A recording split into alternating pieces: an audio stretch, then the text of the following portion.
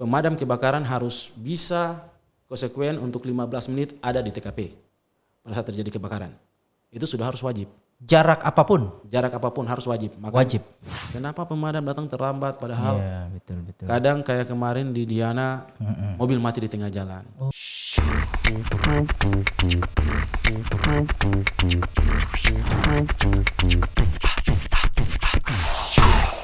Selamat sore Pak Luis. Selamat sore juga. Selamat datang di sebuah podcast kami. Pak Luis, saya undang Pak Luis ke tempat ini bukan karena di sini ada kebakaran. Walaupun Bapak masih orang petugas pemadam kebakaran. Jadi Pak Luis ke sini tidak datang dengan mobil tangki pemadam kebakaran. Ya kebetulan karena tidak ada kebakaran di sini, jadi makanya tidak perlu datang dengan mobil kebakaran. Iya, saya cuma datang di sini undang Pak Luis mau berbincang-bincang mengenai seputar pemadam kebakaran yang ada di Kota Timika ini. Ya, Pak Luis, itu saya melihat beberapa komentar dari masyarakat bahwa pemadam kita ini dijuluki polisi India. Artinya sudah selesai baru datang. Ini kenapa sampai ada muncul spekulasi dari warganet seperti itu? Kenapa? Kalau saya lihat Pak Luis ada beberapa tempat kejadian kebakaran waktu di samping toko Diana di Jalan Busiri ini. Itu saya lihat memang semuanya sudah rata. Padahal saya lihat di video ada mobil pemadam kebakaran melakukan pemadam. Ini kenapa sampai bisa terjadi hal itu? Iya, jadi kalau kita lihat situasi kondisinya yang terjadi real di lapangan, itu sebenarnya yang pertama tuh kadang kurang ada komunikasi yang baik. Iya. Kurang ada komunikasi yang kurang komunikasi yang baik ini seperti apa Pak Luis? Komunikasinya ini dalam hal mungkin informasi untuk terjadinya kebakaran itu sendiri. Iya. Jadi seperti begitu. Jadi kadang kalau kita melihat yang terjadi di lapangan, selalu pada saat kita datang terlambat, kadang masyarakat berkata begini, Pak, kenapa datang terlambat? Iya. Kadang kalau saya selalu tanya atau teman-teman yang lain tanya, Bapak tanya terlambat, Bapak tahu nomor telepon pemadam Bapak tidak? Oh itu juga ya? Ya. Ya oke. Kadang mereka bilang tidak. Tidak. Jadi solusinya bahwa padahal di atas pos kami itu sudah ditulis besar-besar nomor pemadam kebakaran. Iya. Jadi kadang orang hanya bicara saja, tapi mereka tidak mau tahu untuk hal itu. Mereka tunggu sampai terjadi kebakaran, baru baku cari nomor pemadam kebakaran. Pemadam kebakaran. Nomor telepon pemadam kebakaran itu yang tertera di atas itu kantor itu aktif. Aktif. 24 jam. Aktif 24 jam. Jadi petugas pemadam kebakaran ini mereka kadang bergerak memang karena ada informasi melalui telepon itu ya. Iya. Kalau tidak ada ya memang kita juga tidak tahu. Iya, seperti begitu. Walaupun jarak kejadian dengan kantor pemadam kebakaran begitu dekat, tapi tetap informasi ini yang kurang cepat ya. Kurang cepat. Cuma kalau yang saya mau katakan bahwa seperti yang tadi Bapak bilang bahwa seperti di Diana itu mungkin ada sedikit beda karena situasinya saat itu memang regu saya yang piket sebagai regu 1. Iya. Kebetulan dari antara kami semua rekan-rekan lebih banyak pegawai yang ada di pemadam kebakaran bukan pegawai negeri, tetapi honor. Oh, pegawai honor. Situasi pada saat itu kira-kira tanggal 5 ya kalau tidak salah. Iya. Kebakaran itu teman-teman harus naik ke kantor untuk tanda tangan kontrak. Dan melengkapi semua berkas. Jadi teman-teman yang pada saat itu lagi piket semua naik ke atas dengan membawa mobil 8.000. Iya. Situasinya pada saat itu hanya ada 3 orang teman pegawai negeri yang di pos. Iya. Dengan armada yang ada. Iya. Seperti begitu. Informasi kebakarannya memang sudah datang. Cuma kebetulan ada beberapa teman yang di pos tidak mempunyai lisensi sebagai seorang supir, jadi tidak mungkin kendaraan itu bergerak. Jadi kami harus tunggu teman yang dari rumah lagi. Seperti begitu. Oke, Pak Louis, ini yang sekarang satu kru ini berapa orang pemadam kebakaran? Satu kru sekarang? Yang sekarang kalau setiap regu yang paling rendah kami itu 13 orang. Kalau regu 2, 14 orang. Yang regu 3, 15 orang. Yang ideal satu regu tuh harus berapa orang? Kalau idealnya satu regu dalam formasi beregu untuk pemadaman idealnya hanya 7 orang dibutuhkan. 7 orang? 7 orang. Ini kenapa 14 banyak? Sebenarnya 7 orang itu untuk dalam bentuk formasi beregu untuk pemadaman. Jadi itu sudah dibagi dalam danrunya, nozzleman, pembantu nozzleman, habis itu hose layer, 2 orang hose layer ditambah dengan 1 orang mesin pompa, ditambah dengan supir, terus 1 bagian komunikasi untuk standby di pos. Itu kalau aturan untuk pemadam kebakaran, formasi beregu. Itu kalau 7 orang sudah bisa untuk handle sebuah kebakaran. Sambil menunggu teman-teman yang lain. Cuma situasi kemarin tuh kami hanya 3 orang. 3 orang. 3 orang di pos. Jadi tidak mungkin kami bergerak. Dan ada beberapa teman yang saat itu memang tidak bisa bawa kendaraan. Oke. Sekarang kalau yang di Jalan Busiri berapa orang regu kemarin? Kalau di Jalan Busiri itu pas bertepatan dengan teman kami yang regu 2. Berapa?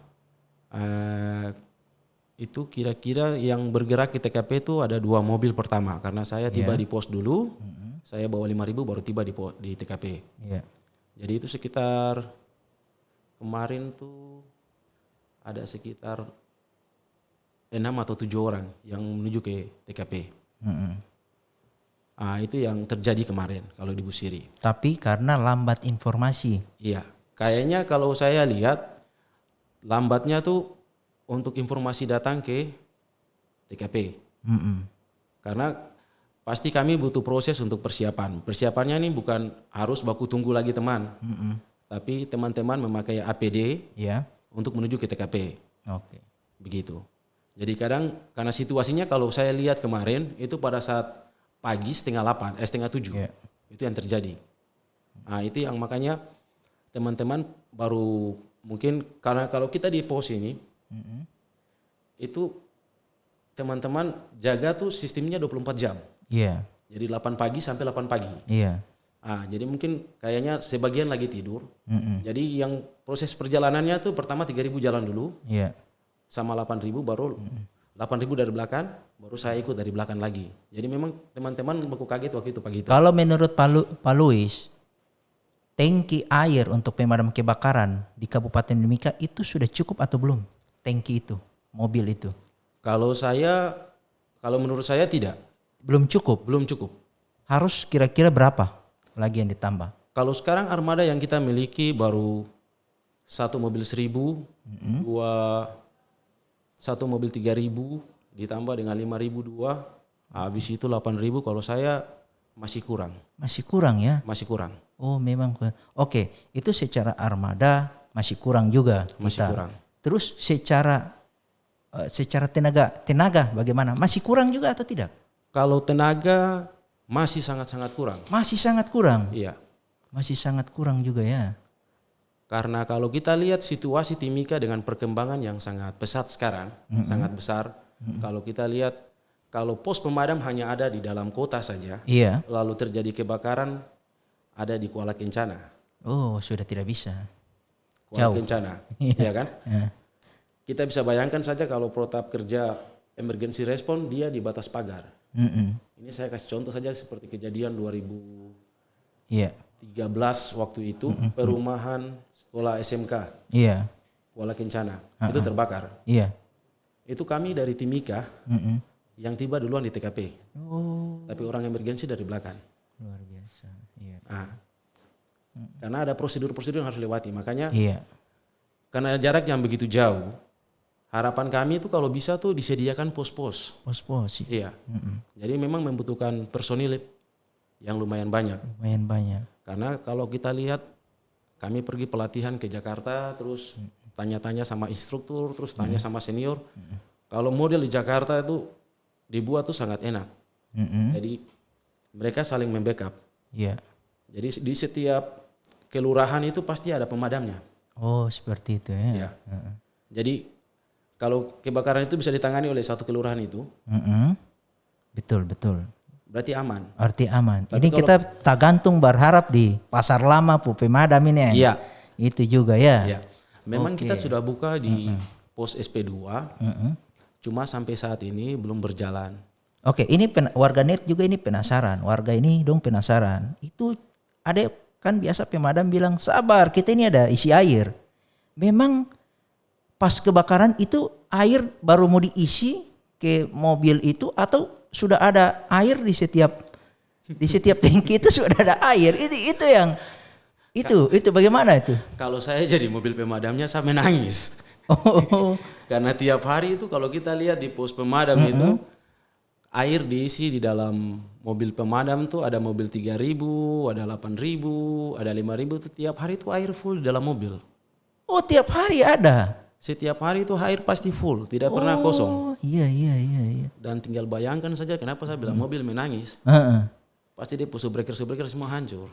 Itu lagi. Tapi itulah tugas kami. Harus air tetap ada. Cuma kadang masyarakat berkata bahwa kenapa air cepat habis. Kalau kita bandingkan mesin pompa yang kita gunakan dengan Alcon, itu beda jauh. Tekanannya sangat beda. Iya. Jadi kalau kita pakai mobil yang 3.000 dengan nozzle master di atas, hitungan paling tinggi 5 menit tuh air sudah habis. Nozzle master yang 2,5 di atas. Oke, Pak Luis. Ini tenaga-tenaga yang turun untuk memadam kebakaran, mereka APD-nya bagaimana? Lengkap atau tidak? Kalau soal standar atau tidak? Masih kurang-kurang. Masih kurang-kurang. Kurang-kurang banyak. Waduh. Kurang lengkap. Waduh, ini berarti evaluasi bagi Pemda daerah untuk lebih fokus kepada ini ya, pemadam kebakaran, di mana harus ada penambahan armada, tenaga juga. Seperti itu ya. Iya, karena memang kalau kita lihat kenyataannya ya seperti begitu. Apalagi dengan situasi sekarang, mungkin Bapak dorang bisa lihat pada saat terjadi kebakaran di lapangan. Baju yang turun tuh pasti gaduh-gaduh. Betul sekali. Tong tidak bingung mau bedakan nih yang pemadam kan. Masyarakat dorang. Ya, sepertinya begitu karena tidak tahu nanti yang mau padam api yang mana, yang dipadam yang mana. Itu lagi. Karena itu yang terjadi di lapangan. Jadi harapan kami itu kalau bisa mungkin untuk K3-nya keselamatan kerja untuk petugas pemadam sendiri itu kalau bisa ada. Oke. Karena kalau kita lihat masyarakat kadang ngotot dengan kenapa datang terlambat. Iya. Itu berarti ada salah satu faktor armada. Kenapa datang terlambat? Pasti ada baru telepon. Telepon masuk. Ya. Kenapa terlambat? Karena tidak ada pos-pos yang dibentuk di dalam setiap daerah di situ. Jadi kalau kita harapan tuh kalau di Timika satu distrik tuh kalau bisa ada satu pos begitu. Ada satu pos ya.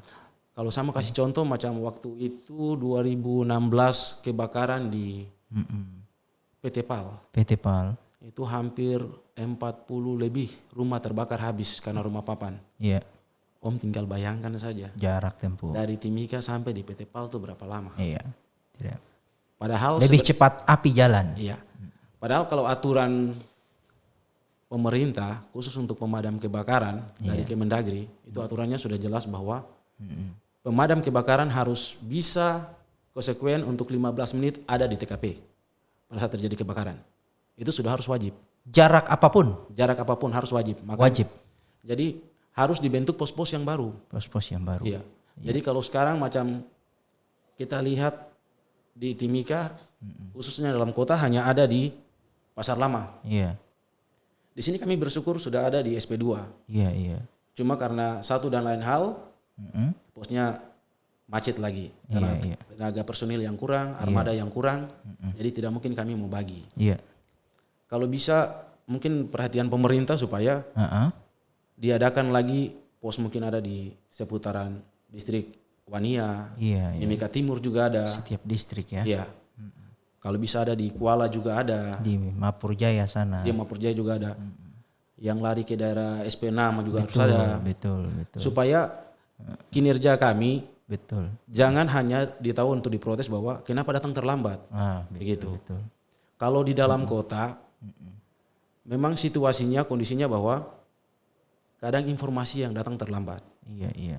Contohnya seperti kemarin yang pada saat Hari Raya Lebaran Idul Fitri, saya bersyukur karena yang punya rumah datang ke pos langsung. Pada saat itu saya yang lagi piket, jadi saya tanya alamatnya di mana, Patimura. Iya, teman-teman semua jalan.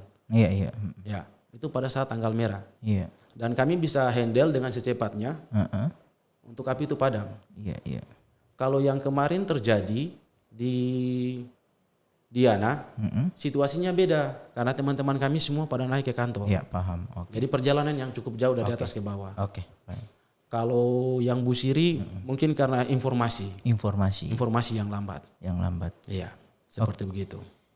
Ada tidak kejadian di kebakaran di Kota Timika, pemadam kebakaran melakukan tindakan pencegahan tepat dan sukses? Itu di mana? Pencegahan yang tepat dan sukses, kalau saya ingat kembali itu di tahun 2015 kami pemadaman di Makobrimob. Iya. Dan kami dapat surat penghargaan dari Makobrimob. Luar biasa. Pemadaman saat itu pada saat malam hari. Iya. Kebetulan itu rumah asrama. Iya. Kami dari Timika semua menuju ke sana. Dan pemadaman bersih walaupun kami bisa mengurangi kerugian yang ada. Iya. Sekitar ada 3 rumah yang terbakar. Oke.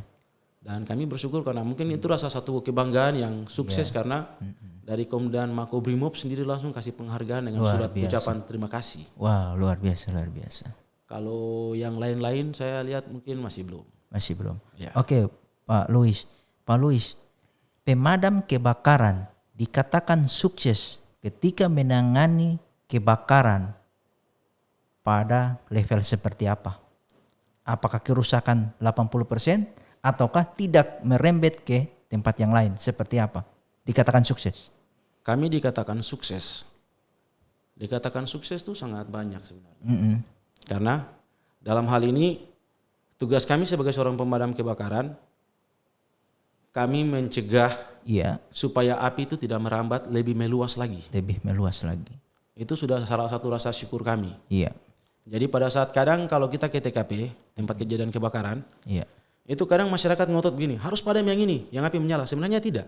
Oh iya. Aturannya kami harus memutuskan api dulu.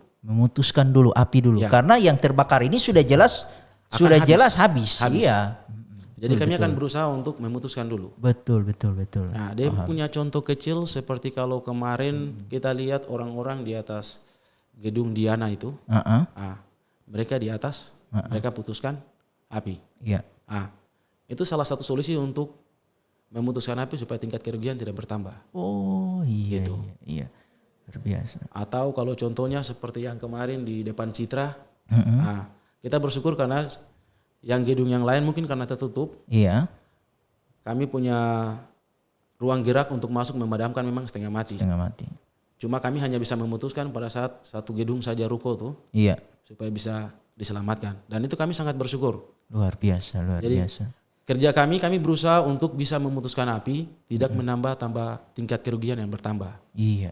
Itu kami sudah bersyukur untuk rasa sukses. Kami sudah rasa bangga sekali, sudah rasa senang sekali. Cuma kerugian kami pada saat terasa yang sakit hati itu kalau ada korban. Oh iya. Jadi kalau di Timika dulu 2010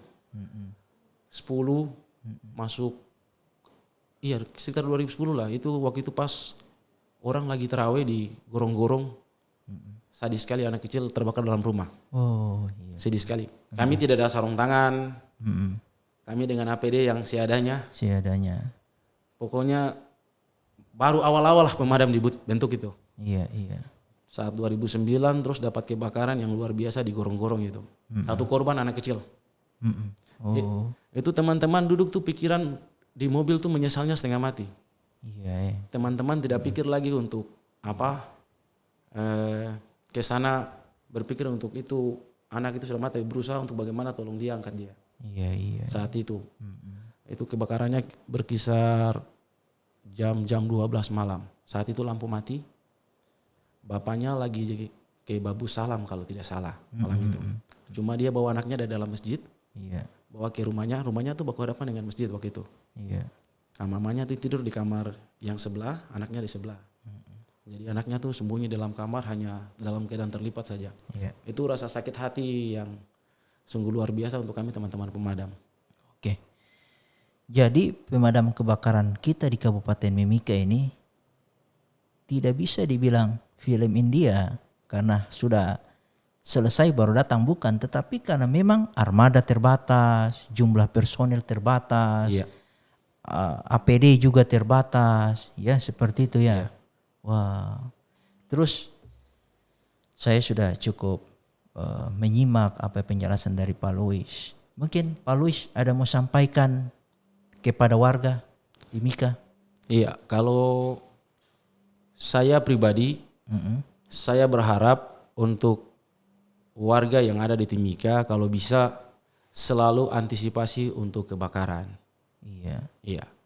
Karena saat terjadi musibah itu kita tidak tahu kapan terjadi. Walaupun kami pemadam kebakaran kadang dibilang standby 24 jam. Di saat 24 jam itu juga kami tidak tahu kapan kebakaran itu terjadi. Benar. Karena pada saat musibah datang kita tidak tahu. Betul. Jadi alangkah bagusnya kita selalu waspada. Hati-hati pada saat kalau istirahat mungkin diperhatikan, kompor di dapur mungkin diperhatikan untuk kasih mati. Habis itu kalau saat lampu mati, jangan kasih menyala lilin sembarang. Karena situasinya tuh sangat fatal. Kadang orang tuh terjadi kebakaran tuh orang tidak sadar bahwa pada saat lampu mati dia kasih taruh lilin itu di atas dispenser itu sangat fatal. Atau taruh di atas rice cooker itu sangat fatal. Benar. Gitu. Atau tidak, dispenser itu harus diperhatikan pada saat kosong. Supaya jangan dibiarkan kosong karena dia meleleh panas. Jadi sebenarnya orang kadang bilang korslet listrik, tapi sebenarnya kesalahannya ada di pribadi. Bahwa tidak memperhatikan hal-hal itu. Pak Louis, apakah juga mungkin ini warga Timika harus mempunyai kesadaran bahwa apabila tempat tinggal kita, tempat usaha kita berisiko apabila terjadi kebakaran, ini sangat susah untuk cepat dijinakan api. Apakah mereka itu harus mempunyai APAR itu ya, pemadam kebakaran rumahan itu, yang tabung? APAR, alat pemadam api ringan. Iya, seperti itu. Sebenarnya kalau APAR itu sangat penting untuk setiap rumah, apalagi ibu yang menggunakan kompor gas.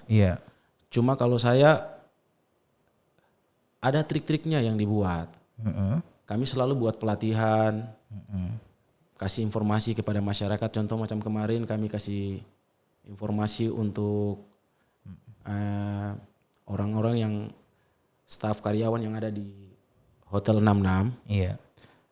Kami bersyukur karena disediakan semua. Ada APAR-nya, ada karung goninya, semuanya lengkap. Jadi kami kasih latihan bukan saja untuk K3-nya keselamatan dalam gedung, untuk dia sebagai pekerja hotel, tetapi juga kami selingi dengan ada kompor gas. Kami kasih tahu triknya macam bagaimana supaya bisa dipadamkan, antisipasinya harus macam bagaimana. Supaya mereka bisa pulang sampaikan kepada keluarganya lagi. Kalau dia seorang bapak ya dia pulang kasih tahu istrinya. Atau seorang istri ya pulang kasih tahu sama bapaknya supaya lebih hati-hati untuk hal itu. Tadi Pak Louis sudah sampaikan apa yang mau disampaikan kepada warga Timika. Dan sekarang apa yang mau disampaikan kepada Kabupaten Mimika?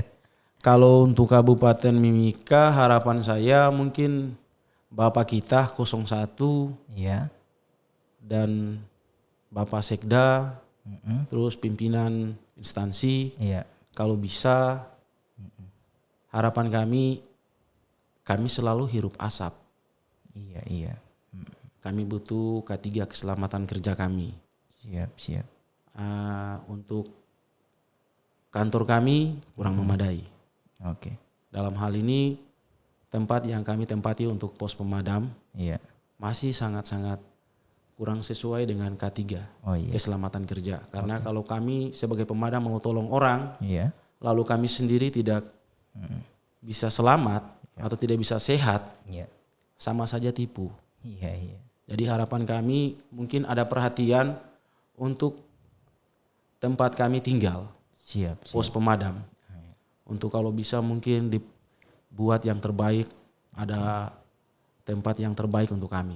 Oke, baik. Seperti begitu. Terus harapan saya kalau bisa mungkin armada yang sekarang lagi rusak, kalau bisa mungkin ya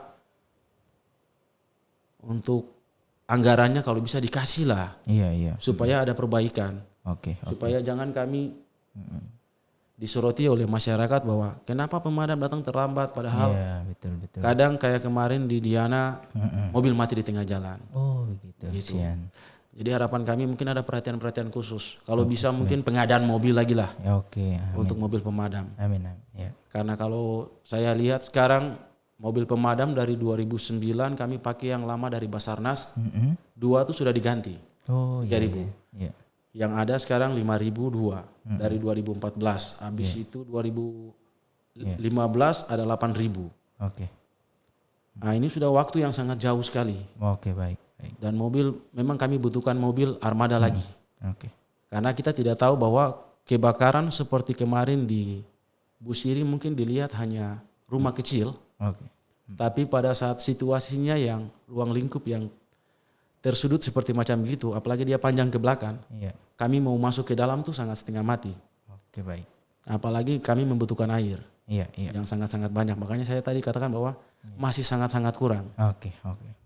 Mungkin tambahan saya untuk pimpinan atau daerah kami supaya kalau bisa, kalau kami dari kantor kami minta untuk program kerja kami. Oke. Itu kalau bisa dijawab. Siap. Karena APD kami sangat-sangat minim. Oke. Kami mau tolong orang di dalam gedung, kalau saat ada kebakaran ada korban di dalam, kami pasti tidak bisa masuk tolong mereka. Oh, iya. Ini yang sangat-sangat fatal. Mungkin saat ini mungkin kita belum ketemu untuk ada korban di dalam. Oke. Habis itu kita mau masuk selamatkan sangat setengah mati. Jangan kejadian yang sama terjadi di 2018. Itu ibu hamil di dalam rumah. Iya. Dia mau masuk tolong di dalam, atau mau ambil barang apa di tempat kejadiannya di kilo 10 itu. Kami sudah tidak bisa masuk lagi karena api sudah masuk.